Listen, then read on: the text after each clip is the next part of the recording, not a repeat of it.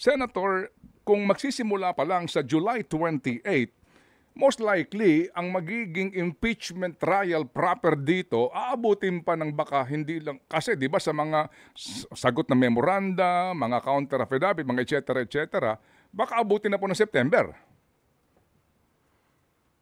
Yes, August siguro mag-file ng mga paperwork.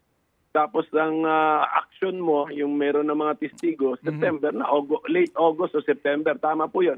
Opo. So February 5, yung articles of impeachment, February 5, pero ang actual na trial dito, most likely, either latter part of August o September na. So that's going to be almost 7 months. Tama po yun. Tama. Opo. So dito po pero yun yung meron ng aktual na makikita ang taong bayan kasi siyempre ina-assume ko televised yan. So yun na yung action, pero behind the scenes kaya nga maaga natin i-start kasi behind the scenes merong mga nagpa-file na mga papeles diyan eh. Opo, kaya yes, dapat sir. umpisahan na ng mas maaga-aga.